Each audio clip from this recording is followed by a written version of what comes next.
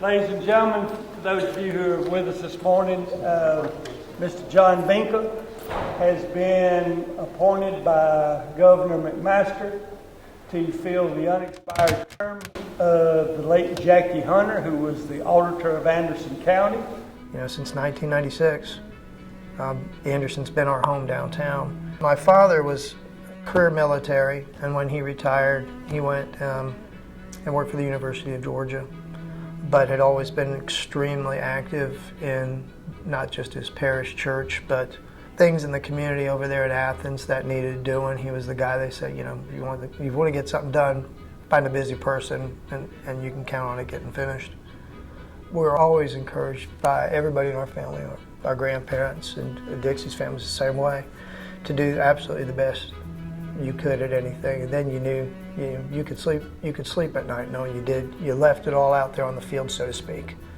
And when it comes to becoming a part or integrating into a community wherever you live, it's easy to just live someplace, but if you want to have a real sense of community, become a part of it, get involved. So, we started off with membership in the Chamber of Commerce, and I served on their board of directors in 1998. I've had to resign since the election, on the Board of Architectural Review since 2006 for the city of Anderson, and that's been very rewarding as well. It's what I call an unpaid gig. You do it because you want to, and you've got something to offer. And it just really goes back to a biblical principle that I think everybody in your audience will appreciate. If you've got a talent, don't hide it under a bushel basket.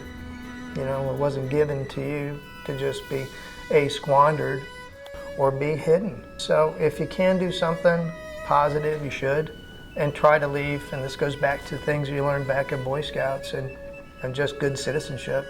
Leave it better than you found it. And so I've always tried to reinvest in the community that you're living in. It's just good citizenship. And obviously it's good politics, but it's the right thing to do. It's not about, for me, fame or fortune or anything like that. So government is something my family's been involved in, not just in the military. My grandfather, Monroe, when he got out of the Army after World War II, took a job at the Bureau of Printing and Engraving in Washington, D.C., which is where they lived, and retired with that. But while he was in the Army and was in Tokyo, and was one of the couple guys that printed the surrender documents that are in the National Archives right now. So it's kind of cool. His father, my great-grandfather, was one of the engineering managers of the Panama Canal. My grandfather was actually born in the canal zone.